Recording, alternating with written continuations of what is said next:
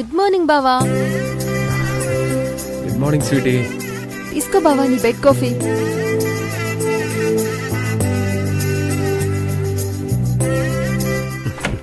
Thank you sweety. నువ్వు అర్థం చేసుకున్నట్టు స్నేహ నన్ను అర్థం చేసుకోదు. Thanks for the coffee Sweety.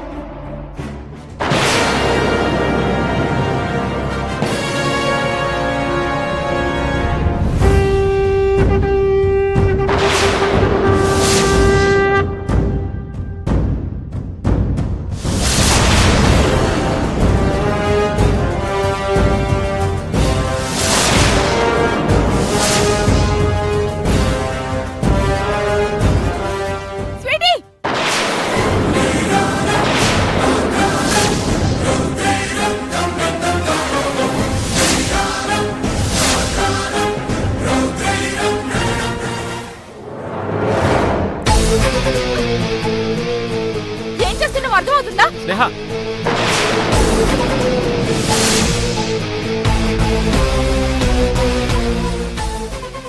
ఏంటి స్నేహ స్వీటీ మీద చెయ్యొత్తుతున్నావు? పొద్దున్నే కాఫీ ఇవ్వడానికి ఇదెవరు? తను నీ చెల్లెలు, నా మరదలు. అయినా కాఫీ తెచ్చిస్తే తప్పే ఉంది. దానికోసం ఎందుకు అంత సీరియస్ అవుతున్నావు?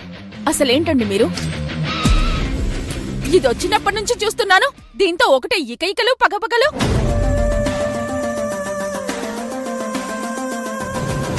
దీంతోనే బయటికి వెళ్తున్నారు. ఇంట్లో ఉన్నంతసేపు దీంతోనే కబుర్లు చెప్పుకుంటూ కూర్చుంటున్నారు. నేను అన్న మనిషిని ఒకదాన్ని ఈ ఇంట్లో ఉన్నానని మీకు గుర్తుందా? ఏంటి స్నేహ నీ వెదవ గొడవ? మనశ్శాంతి లేకుండా చేయడంలో నువ్వు ఫస్ట్.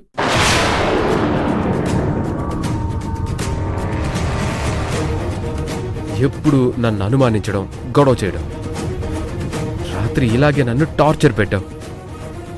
మళ్ళీ పొద్దుటే పంచాయతీ మొదలు పెట్టావు. నీతో బ్రతుకు నరకమైపోతుంది.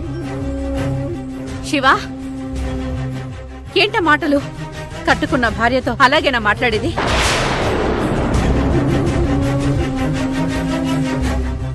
అయినా భర్తకు కాఫీ ఇవ్వాల్సిన బాధ్యత భార్యది, అంతేకాని చుట్టాలది కాదు. అదేంటక్క అలా అంటావు?